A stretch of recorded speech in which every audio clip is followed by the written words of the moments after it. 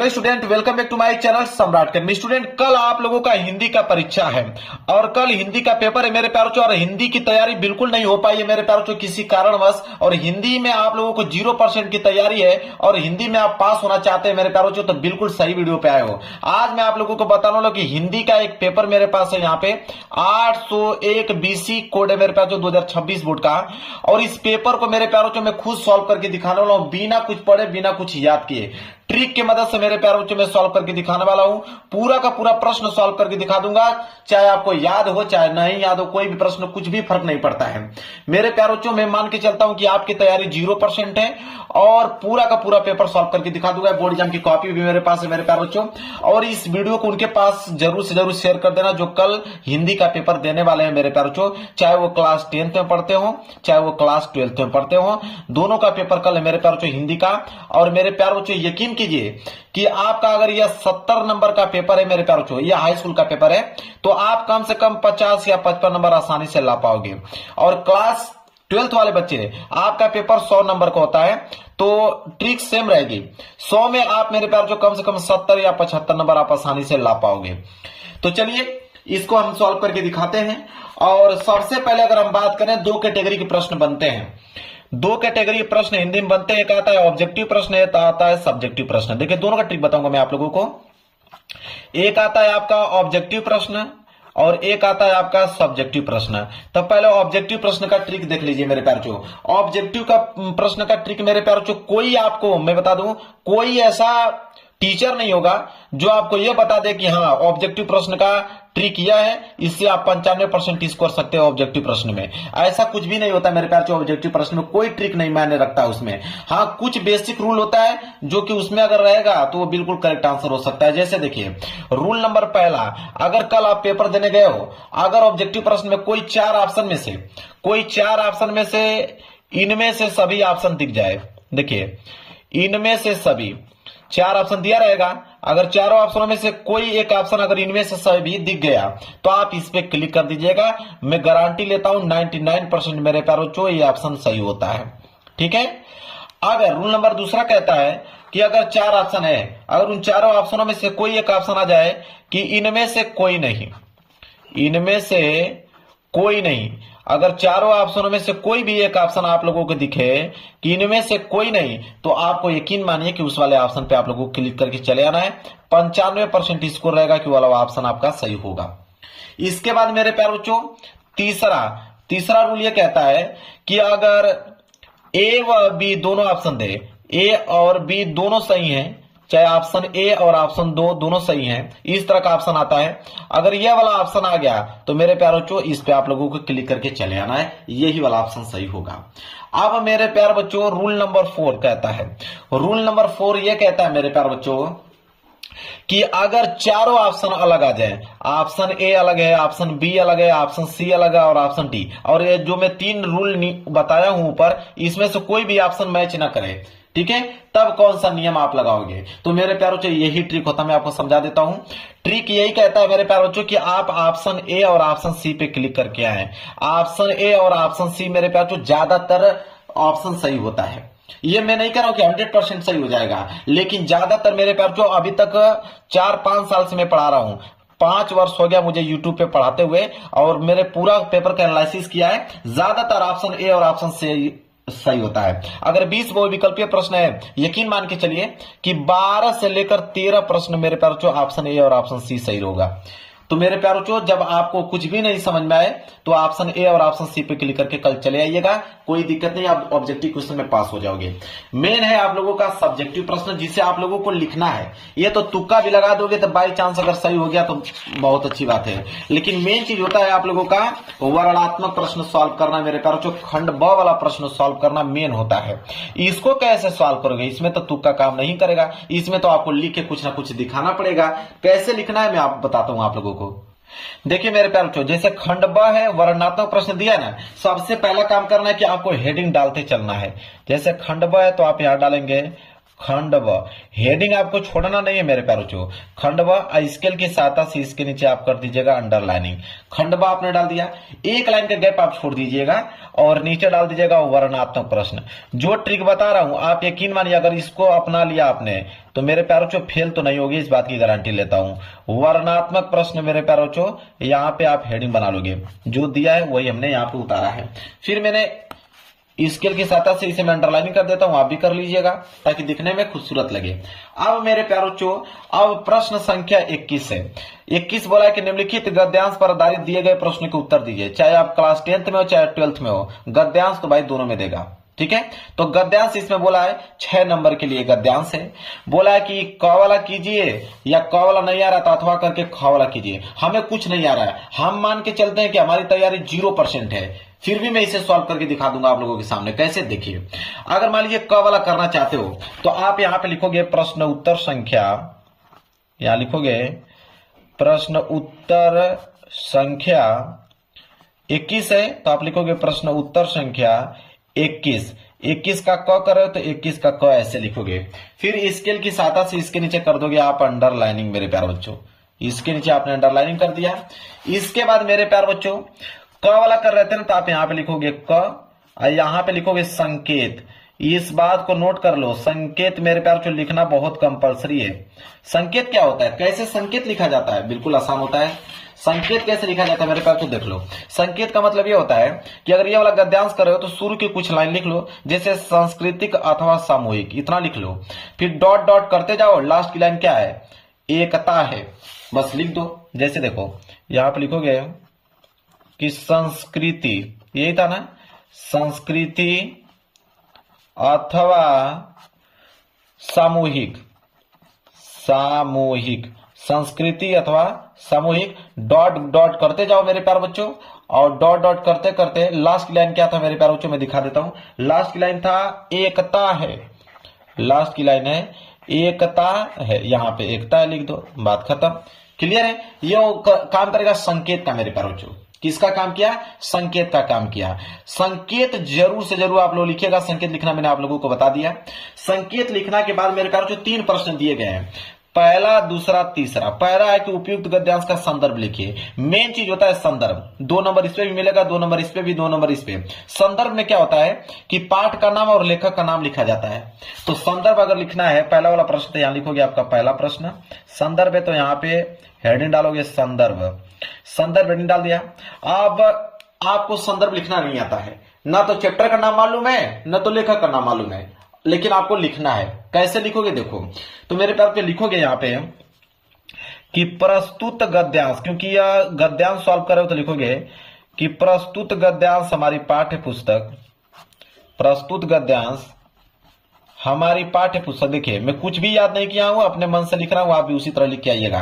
प्रस्तुत गद्यांश हमारी पाठ्य पुस्तक, अब हिंदी को ब्लैक पेन से लिखिएगा कि प्रस्तुत गद्यांश हमारी पाठ्य पुस्तक हिंदी के गद्यखंड, क्योंकि गद्यांश है तो गद्यखंड लिखेंगे हम लोग, ठीक है। हिंदी के गद्यखंड में संकलित, गद्यखंड में संकलित, ठीक है। अब चैप्टर का नाम लिखना है। अब चैप्टर का नाम नहीं मालूम मेरे प्यारों बच्चों, अब सपोज दैट मानिए कि चैप्टर का नाम नहीं मालूम है तो आपको किसी भी चैप्टर का नाम मालूम है। अगर आपको ममता लिखना है तो यहाँ पे ममता लिख दीजिए, यहाँ पे मित्रता लिखना है तो मित्रता लिख दीजिए, यहाँ पे भारतीय संस्कृति लिखना है तो भारतीय संस्कृति लिख दीजिए। आपका मन किया कि इससे तू न गई मेरे मन से लिखना है तो वो लिख दीजिए। मतलब किसी भी चैप्टर का नाम, किसी भी चैप्टर का नाम यहाँ पे आप लोगों को लिख देना, अगर आपको नहीं याद है तो। फिर लिखिएगा यहाँ पे चैप्टर का नाम हो गया, लिखिएगा गद्यखंड में संकलित इस चैप्टर से, चैप्टर का नाम लिख दीजिएगा। फिर लिखिएगा इस चैप्टर से लिया गया है। देखिए 0% तैयारी है फिर भी पास हो जाओगे। से लिया गया है, लिया गया है। इसके बाद खड़ी पाई जिसके लेखक, यहां लिखोगे जिसके लेखक। अब लेखक की बात करें, लेखक का नाम भी नहीं मालूम है, मान के चलते हैं कि आपको लेखक का भी नाम नहीं मालूम है, कोई दिक्कत नहीं है, किसी भी लेखक का नाम लिख दो। आचार्य रामचंद्र शुक्ल लिख लो, या तो डॉक्टर राजेंद्र प्रसाद लिख लो, या तो जयशंकर प्रसाद लिख लो, या तो यहाँ पे बिहारी लाल जी लिख लो, कुछ भी लिख दो, ठीक है। जिसके लेखक, यहाँ पे लेखक का नाम लिख दीजिए, यहाँ पे लिख दीजिए जी हैं, मतलब लेखक का नाम, मान लीजिए कि आपने यहाँ पे डॉक्टर राजेंद्र प्रसाद लिखा है तो डॉक्टर राजेंद्र प्रसाद जी हैं। यही संदर्भ में आपको काम करना है, चाहे चैप्टर का नाम मालूम हो, लेखक का नाम मालूम हो या न हो, कोई फर्क नहीं पड़ता है। सीक्वेंस सही होना चाहिए, कुछ भी लिख दो, किसी भी चैप्टर का नाम लिख दो। पेज छोड़ने से बेहतर है, क्योंकि आपकी तैयारी 0% है, पेज छोड़ने से बेहतर कि आप लिख के आओ। यकीन मानिए कि 70 में मेरे प्यारों जो आप 40 से लेकर 45 या 50 से लेकर 55 नंबर आसानी से ला पाओगे, आप पास हो जाओगे। ठीक है, अब दूसरा प्रश्न करना है, कोई दिक्कत नहीं है, एक लाइन का गैप छोड़ो, यहां पे दूसरा प्रश्न डालो। दूसरा प्रश्न है कि हमारे देश का प्राण क्या है। अब मेरे प्यार जो हमारे देश का प्राण क्या है, इसी में से छाट लेना, जैसे लिख देना है कि हमारे प्रदेश और संप्रदाय, हमारे विभिन्न वर्ग और जातियां आपस में बंधी हुई हैं। ठीक है, और इन्हीं को देखते हुए सामूहिक चेतना ये हमारे देश का प्राण है। ठीक है, लिखा ना, हमारे देश का प्राण क्या है, संस्कृति अथवा सामूहिक चेतना हमारे देश का प्राण है। मिल गया आंसर, यहां से भी बना कर लिखने की जरूरत नहीं, डायरेक्ट आंसर ही मिल गया कि संस्कृति अथवा सामूहिक चेतना ही हमारे देश का प्राण है। हमसे पूछा हमारे देश का प्राण क्या है, वही वाला आंसर लिख दो, बात खत्म। उसी पैसेज में से आंसर आप लोगों को मेरे प्यारों में मिल जाएगा, बहुत बड़ी बात नहीं है। नहीं भी मिलता तो आप बीच में से बनाकर लिख सकते हो, कोई दिक्कत नहीं है। बोला रेखांकित अंश की व्याख्या कीजिए। अब यहां से लेकर यहां तक अंडरलाइन किया गया, इसका व्याख्या करना है, बहुत सिंपल होता है मेरे प्यारों। मान लीजिए इसको आपने आंसर यहां तक लिख दिया, तीसरा प्रश्न करना है ना, तो तीसरा प्रश्न यहां पे लिखोगे रेखांकित अंश की व्याख्या। तो आप हेडिंग डाल लो, यहां पे हेडिंग डाल लो कि रेखांकित अंश की व्याख्या।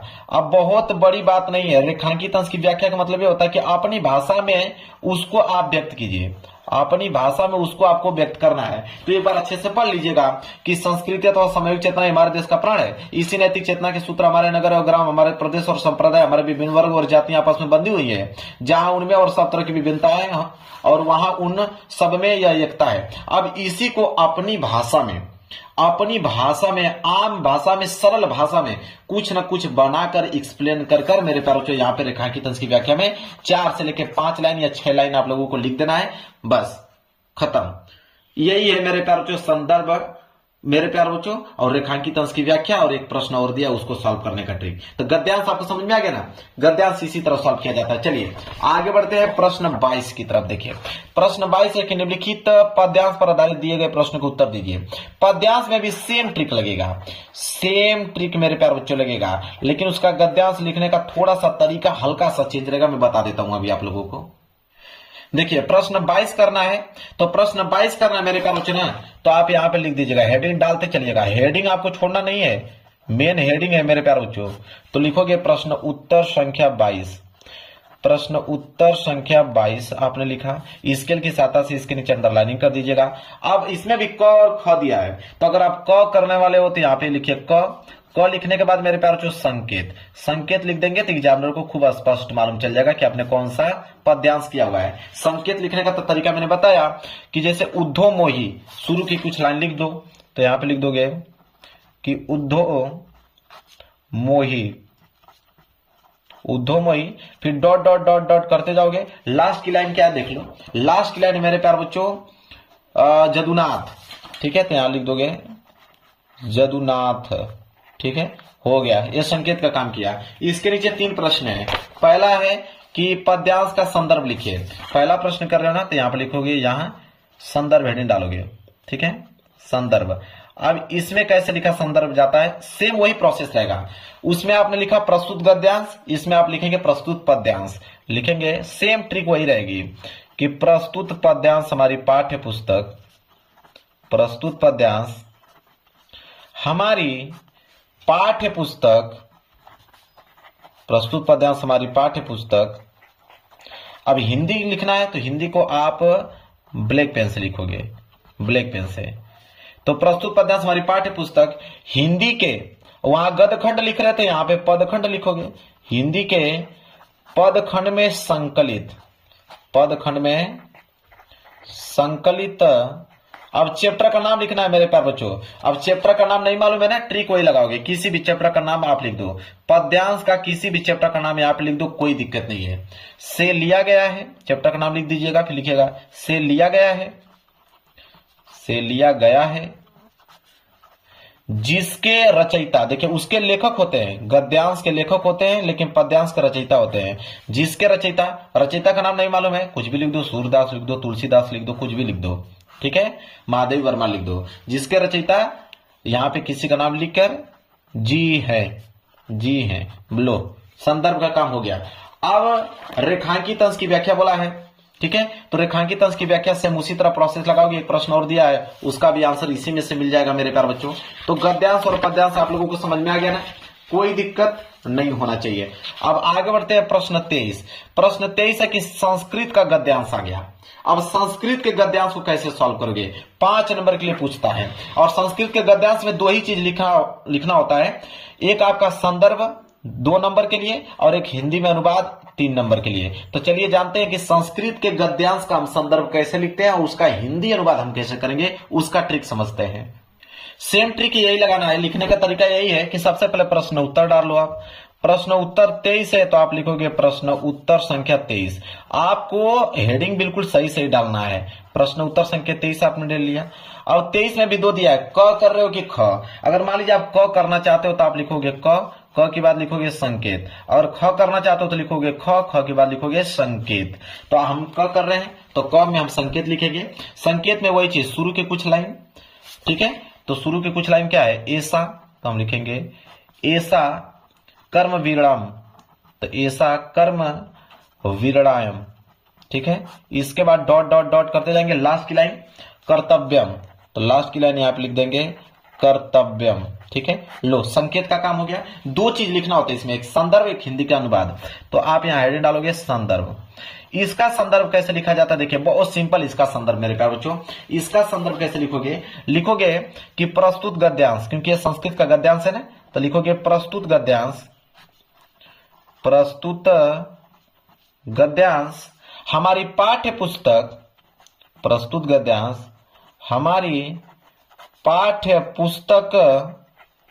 हमारी पाठ्य पुस्तक हिंदी, तो हिंदी से लिया गया है तो लिखोगे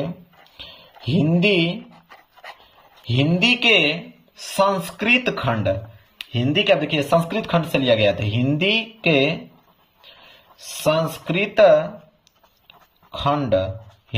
संस्कृत खंड के, अब यहाँ चैप्टर का नाम लिखना है। अब चैप्टर का नाम नहीं मालूम ना, किसी भी चैप्टर का नाम लिख दो, किसी भी चैप्टर का नाम लिख दो मेरे प्यारे बच्चों। आपका मन कर रहा है तो वाराणसी चैप्टर लिख दो, आपका मन कर रहा है प्रभुत्व ग्रामीण चैप्टर लिख लो, कुछ भी लिख दो। और चैप्टर का नाम भी नहीं मालूम है मेरे प्यारे बच्चों, अगर चैप्टर के भी नाम मालूम नहीं है तो इसी में से नव निर्माण चैप्टर से लिया गया है, या तो आप लिख दो यहाँ पे तदनुस्तर चैप्टर से लिया गया है, या इसको लिखकर चैप्टर का नाम बता दो, या तो इसको लिखकर चैप्टर का नाम बता दो। लो अब इतना आसान कौन बताएगा, अगर चैप्टर का नाम भी नहीं मालूम है तो इसी में से किसी वर्ड को चैप्टर आप बना लो। समझ में आ गया, इतना अब आसान कोई आपको बताने वाला नहीं है, बता देता हूं, फेल तो कभी नहीं होगे। इसके बाद हिंदी अनुवाद, यहाँ पे चैप्टर का नाम लिख दीजिएगा, ठीक है, लिखिएगा पाठ से, चैप्टर का नाम लिखने के बाद लिखिएगा पाठ से लिया गया है, लो भाई संदर्भ खत्म। इसके बाद हिंदी अनुवाद करना है तो एक लाइन के गैप छोड़कर यहां पे हेडिंग डालोगे हिंदी अनुवाद। अब इसका हिंदी अनुवाद का मैं ट्रिक बताता हूं कि इसका हिंदी अनुवाद कैसे करोगे। अब ये संस्कृत में दिया गया, इसे हिंदी में कन्वर्ट करना है। आपको हिंदी में कन्वर्ट करना नहीं आता है, यहां से लेके यहां तक दिया है, इसका हिंदी में कन्वर्ट करना है। हिंदी में कन्वर्ट करना आपको आता नहीं है तो आप कैसे लिखोगे मैं बताता हूं। देखिए यहाँ पे हिंदी का गद्यांश दिया हुआ है, इसी बीच में से कहीं देखिए फुल स्टॉप है ना, यहीं से उठा लीजिए, ये वाला वर्ड उठा लीजिए, यहां से लेकर और यहां तक, ठीक है, यहां से लेकर यहां तक बीच में 3 लाइन यहां से उठा लीजिए, और यहां से लेकर देखिए यहां से फुल स्टॉप है, यहां से लेकर और फुल स्टॉप यहां से ले, तो 2 लाइन यहां से आपने उठाया, 2 लाइन इसमें से उठाया और 4 लाइन इसका हिंदी अनुवाद आपने कर दिया। लो भाई एग्जामिनर जब चेक करेगा ना तो आपको नंबर दे देगा पूरा का पूरा। तो समझ में आ गया ना कि हिंदी का अनुवाद भी कैसे करोगे अगर आपको कुछ नहीं आ रहा है तो। चलिए अब इसी तरह मेरे प्यारे बच्चों आगे बढ़ेंगे, अगला प्रश्न देखेंगे। संस्कृत का गद्यांश हमने कर दिया यहाँ पे समाप्त। अब संस्कृत का पद्यांश आएगा। प्रश्न 24 बोला कि निम्नलिखित श्लोकों में से किसी एक श्लोक का संदर्भ सहित हिंदी में अनुवाद कीजिए। श्लोक का मतलब संस्कृत का पद्यांश, ये भी 5 नंबर के लिए ही है, सेम 2 नंबर संदर्भ 3 नंबर हिंदी अनुवाद। तो सेम ट्रिक इसमें भी अप्लाई होगा मेरे प्यारे बच्चों, सेम ट्रिक इसमें भी अप्लाई होगा, सिर्फ संदर्भ लिखने का तरीका बदल जाता है इसका। चलिए मैं बता देता हूं पूरा का पूरा ताकि कोई बच्चा फेल नहीं हो पाए। तो प्रश्न उत्तर 24 है, तो आप हेडिंग डालोगे कि प्रश्न उत्तर संख्या 24। प्रश्न उत्तर संख्या आप डालोगे यहां पे 24। अब 24 आपने डाल दिया। अब 24 का कौन सा कर रहे हो? क कर रहे हो। स्केल की सहायता से अंडरलाइन कीजिएगा, मैं तो जल्दी जल्दी आप लोगों को बता रहा हूं।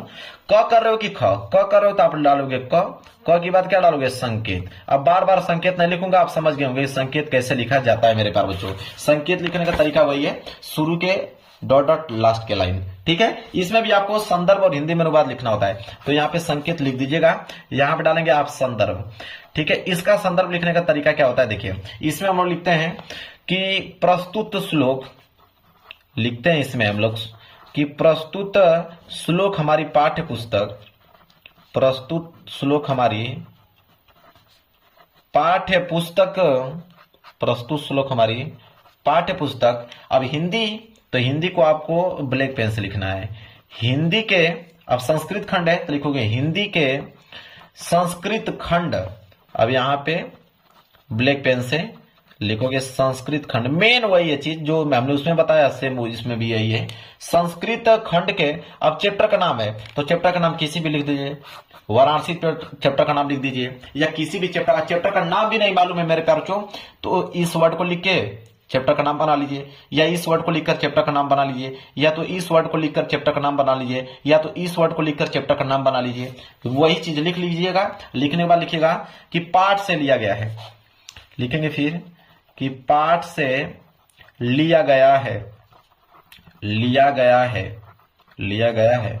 अब बचा इसका हिंदी अनुवाद, तो हिंदी अनुवाद का मैंने ट्रिक अभी बताया ना आप लोगों को, पैसेज दिया हुआ है, उसी पैसेज में से दो दो लाइन बीच में से आपको उठाकर इसका हिंदी अनुवाद आपको बना लेना है, ठीक है। मात्र 4 या 5 लाइन में लिख दीजिएगा, हिंदी अनुवाद का काम भी हो जाएगा। अब यहां से ये भी प्रश्न हो गया बिल्कुल समाप्त मेरे प्यारे बच्चों।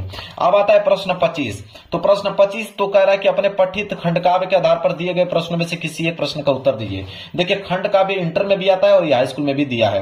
तो खंडकाव्य मतलब होता है मेरे प्यारे बच्चों कि जिला वाइज आता है कि आप किस जिले से बिलोंग करते हो और आपके जिले में जो खंडकाव्य पूछा जाता है वही पेपर में आपको करना होगा। दूसरा अगर करोगे 1 नंबर एग्जामिनर नहीं देगा, इस बात को ध्यान में रखिएगा। तो आप पहले पता कर लीजिए कि आपके डिस्ट्रिक्ट में कौन सा खंडकाव्य पूछा जाता है। मान लीजिए अगर आपके डिस्ट्रिक्ट में मातृभूमि पूछा जाता है तो एक बार मातृभूमि मेरे प्यारे बच्चों एक बार पढ़ लीजिएगा। जैसे चंद्रशेखर आजाद, मतलब चंद्रशेखर आजाद के बारे में यहाँ पे कुछ वर्णन करना है तो उनके बारे में, उनके बलिदान के बारे में, वो हमारे देश के लिए क्या किए, वही सब छापना है, काम बन जाएगा आप लोगों का, ठीक है। बस ध्यान में रखें जो आपके डिस्ट्रिक्ट में पूछा जाता है वही करना होगा। दूसरा कर दोगे ना तो 1 नंबर एग्जामिनर नहीं देगा, बता देता हूं आप लोगों को आगे से ही। चलिए अब हम आगे बढ़ेंगे यहाँ पे कि निम्नलिखित लेखकों में से किसी एक लेखक का जीवन परिचय देते हुए उनके प्रमुख रचना का उल्लेख कीजिए। अब मेरे प्यारे बच्चों जीवन परिचय तो सारे के सारे विद्यार्थियों को मालूम होगा, इसमें कोई सोचने वाली बात ही नहीं है। जीवन परिचय सारे के सारे विद्यार्थियों को मालूम होगा। मैं टिक आप लोगों को बता देता हूं कि जीवन परिचय लिखने का तरीका क्या है, कैसे आप लिखोगे। मान के चलते हैं कि अगर आपको आचार्य रामचंद्र शुक्ल जी का जीवन परिचय लिखना है, ठीक है, तो आचार्य रामचंद्र शुक्ल जी का जीवन परिचय लिखना है तो एक काम कीजिएगा, देखिए ऐसे लिखा है प्रश्न उत्तर संख्या 26 का क, आचार्य रामचंद्र शुक्ल।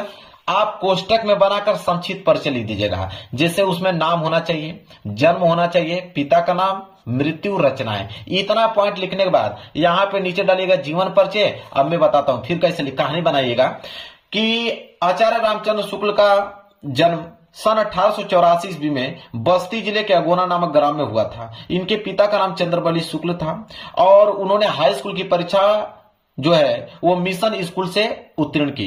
गणित में कमजोर होने के कारण वो आगे की शिक्षा प्राप्त न कर पाए और उन्होंने घर पर हिंदी, उर्दू, संस्कृत, फारसी आदि भाषाओं का अच्छा ज्ञान प्राप्त किया, ठीक है। फिर लास्ट में लिख लीजिएगा कि सन 1941 में वह स्वर्गीधार हो गए, मतलब स्वर्ग को सिधार हो गए, मतलब उनकी मृत्यु हो गई। उनकी महत्वपूर्ण रचना है चिंतामणि विचार विधि, ठीक है, समझ में आ गया। बस इतना पॉइंट लिख दीजिएगा, आपको मिल जाएगा। तो ऐसे लिखा जाता है। इसी प्रकार मेरे प्यारे बच्चों कभी कभी जीवन परिचय कैसे लिखोगे मेरे प्यारे बच्चों, वैसे ही जैसे मैंने आप लोगों को बताया, सेम टू सेम वही प्रोसेस आप लोगों को अपनाना है। क्लियर है। मान लीजिए जैसे महादेव वर्मा का अगर लिखने के लिए दे दे तो महादेव वर्मा का दे दे तो क्या करोगे, तो महादेव वर्मा का जब दे दे मेरे प्यारे बच्चों तो आप डायरेक्ट करोगे, यहां पे देख सकते हो महादेव वर्मा हेडिंग डालने के बाद संक्षिप्त परिचय में नाम, जन्म, जन्म स्थान, पिता, माता, मृत्यु, रचनाएं। मतलब महादेव वर्मा जन्म 1907 में, जब फर्रुखाबाद में हुआ था। उनके पिता का नाम गोविंद प्रसाद वर्मा, माता का नाम हेमरानी, मृत्यु 11 सितंबर 1987, रचनाएं उनकी यामा रश्मि नीरजा। अब उसी चीज को यहाँ पे लिखा गया है कि महादेव वर्मा का जन्म सन 1907 ईस्वी में फर्रुखाबाद में हुआ था। इनके पिता का नाम गोविंद प्रसाद वर्मा और वह भागलपुर के एक कॉलेज में प्रधानाचार्य थे। उनके माता का नाम हेमरानी था, वह परम विदुषी धार्मिक महिला थी और 11 सितंबर 1987 में इस महान लेखिका का स्वर्गवास हो गया। रचना में लिख दीजिएगा यामा रश्मि नीरजा। समझ में आ गया? कितना सिंपल है मेरे प्यारे बच्चों। अगर वो भी नहीं मालूम है तो आप कुछ भी डेट लिखते चले जाना, किसी भी पिता का नाम लिख देना, किसी भी माता का नाम लिख देना, लेकिन लिख देना, ठीक है। अगर आपको नहीं मालूम है तो इनके पिता का नाम गोविंद प्रसाद वर्मा है तो कुछ भी लिख दो, राहुल प्रसाद वर्मा लिख दो। माता का नाम हेमरानी नहीं मालूम है तो कुछ भी दूसरा नाम लिख दो। मृत्यु नहीं मालूम है 1987, 1988 लिख दो, 1984 लिख दो, 1920 लिख दो। रचना नहीं मालूम है, किसी भी रचना मालूम है उसका नाम लिख दो, लेकिन लिख दो। समझ आ गया? चलिए अब आगे 27वां के अपने पाठ्य पुस्तक में से कंठस्थ कोई श्लोक लिखे जो इस प्रश्न पत्र में ना आया हो। श्लोक लिखने की बात किया है। श्लोक का इतना जबरदस्त ट्रिक आपको बताऊंगा कि ऐसा कोई नहीं बताया होगा।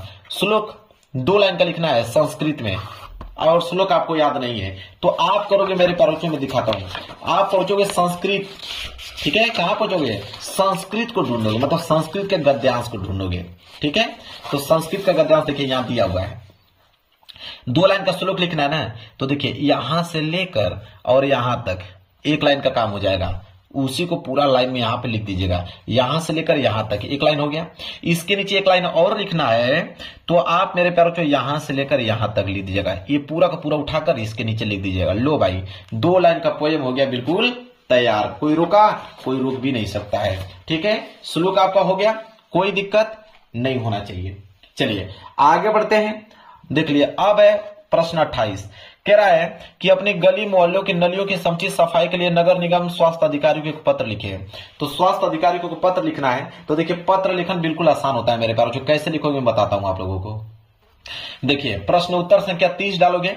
कैसे लिखोगे? सबसे पहले लिखोगे सेवा में। सेवा में लिखने के बाद कामा लगाओगे, लिखोगे मुख्य स्वास्थ्य अधिकारी, क्योंकि स्वास्थ्य अधिकारी को ही लिख रहे हो ना। स्वास्थ्य अधिकारी नगर निगम, फिर यहाँ पे अपने जिले का नाम लिख दीजिएगा। फिर 1 लाइन का गैप छोड़कर विषय लिखिएगा। विषय मतलब किसके बारे में लिख रहे हैं? तो गलियों की या मोहल्ले की नालियों की समुचित सफाई के लिए, तो उसी को लिखोगे। अपने मोहल्ले की सफाई करवाने हेतु नगर निगम अधिकारी को हम पत्र लिख रहे हैं। फिर अपनी कहानी पूरा लिख दीजिएगा कि श्रीमान जी, मैं इस पत्र के माध्यम से आपका ध्यान मोहल्ले की साफ सफाई की ओर आकर्षित कराना चाहता हूं। हमारे इलाका का कचरा कंटेनर कई दिनों से सफाई नहीं होने के कारण वो बाहर निकला है, मतलब बह निकला है। खराब गंध से निकलने वाली सड़ी हुई सामग्री इस प्रकार आसपास के लोगों को बीमारी फैला रही है और हालात दिन पर दिन बदतर होते जा रहे हैं। इसलिए आपसे विनम्र निवेदन करता हूं कि इसको जल्द से जल्द साफ करने की कृपया करें, मतलब उसको साफ करवा दें। धन्यवाद। यहाँ पे क ख ग घ, यहाँ पे पता अपना लिख दीजिएगा। लो भाई इतना सिंपल आप लोगों को कोई नहीं बताएगा। समझ में आ गया आप लोगों को? कोई डाउट नहीं होना चाहिए। इसके बाद देखिए, इसके बाद है 29वां प्रश्न 29 कि निम्नलिखित में से किन्हीं 2 प्रश्नों का उत्तर संस्कृत में दीजिए। देखिए अगर मान लीजिए इसका संस्कृत में उत्तर देना है कि चंद्रशेखर स्वगृहिम किम अवदत्, ठीक है। अब मैं आपको बता देता हूं। चंद्रशेखर, ये तो आपका पूरा का पूरा उतार लीजिएगा, चंद्रशेखर उतरेगा। चंद्रशेखर स्वगृहिम, इसको भी सेम टू सेम उतार लीजिए। अब आगे की लाइन क्या लिखना है तो मैं बताता हूं। आगे की लाइन इसमें से देखिए, किम लिखिए। किम लिखने के बाद अकरोत लिख दीजिए। यहाँ पे ये वाला लाइन उसमें जोड़ दीजिए, ये उसका आंसर बन जाएगा। मान लीजिए कि अगर इसका करना है तो आप कूप किमर्थ, कूप किमर्थ लिखने के बाद कूप किमर्थ, ठीक है, केन, केन जोड़कर केन दुखम अनुभवती, ठीक है, केन दुखम अनुभवती, बस लिख दीजिए, काम बन जाएगा। मतलब इसी में से कुछ ना कुछ वर्ड, ठीक है, अदल बदल कर कर इसका उत्तर दिया जाता है। क्लियर है? इसके बाद लास्ट प्रश्न है कि निबंध लिखिए किसी भी विषय पर। मेरे प्यारे छात्रों, अनुशासन, सड़क सुरक्षा, जीवन रक्षा, इसके बाद भारत में आतंकवाद की समस्या समाधान, देश प्रेम। कभी भी इतना याद रखिएगा, कभी भी किसी का भी मेरे प्यारे बच्चों आप निबंध लिख रहे हो, पहली हेडिंग प्रस्तावना डालिएगा। किसी भी देखिए बनाकर ही लिखिए, लेकिन पहले हेडिंग प्रस्तावना, प्रस्तावना के बाद दूसरा होना चाहिए कारण, ठीक है। जैसे मान लीजिए कि आतंकवाद लिख रहे हो कि भारत में आतंकवाद की समस्या और समाधान, तो उसका कारण क्या है, कारण के बाद उसका समस्या लिखेगा। अगली हेडिंग क्या हो जाएगी, समस्या। समस्या जब हो गया तो उसका समाधान भी होना जरूरी है, तो अगली हेडिंग क्या हो जाएगा, समाधान हो जाएगा, ठीक है। इसके बाद हो जाएगा दुष्परिणाम, मतलब उस समस्या का हमारे जीवन में क्या प्रभाव पड़ता है, तो दुष्परिणाम लिखेगा, दुष्परिणाम, दुष्परिणाम। ठीक है, दुष्परिणाम लिखने के बाद मेरे प्यारे बच्चों लास्ट की हेडिंग आप लिखिएगा उपसंहार, लास्ट की हेडिंग हो जाएगा उपसंहार। मतलब कहने का मतलब यह है कि आपका पहली हेडिंग प्रस्तावना और लास्ट हेडिंग उपसंहार होना ही चाहिए, और बीच में आप कारण, समस्या, समाधान, निवारण, दुष्परिणाम, समझ रहे हैं, ये सब 5-7 हेडिंग बना के लिख दीजिए, काम हो जाएगा। अब मेरे प्यार बच्चों यह पेपर कर दिया मैंने समाप्त। बताइए कुछ भी याद करने के लिए बोला हूं आप लोगों को? नहीं, डायरेक्ट आपके पास पेपर है, कल आप लोगों का एग्जाम है, जाइए और जिनकी तैयारी 0% है वो इस ट्रिक को अपना कर आइए मेरे प्यारे बच्चों, और अच्छे नंबर लेकर आइए। और वीडियो पसंद आए तो वीडियो को लाइक कर दीजिएगा, चैनल पर नए हो तो चैनल को जरूर सब्सक्राइब कर लीजिएगा। मिलेंगे एक प्यारे से नेक्स्ट वीडियो में, तब तक के लिए धन्यवाद।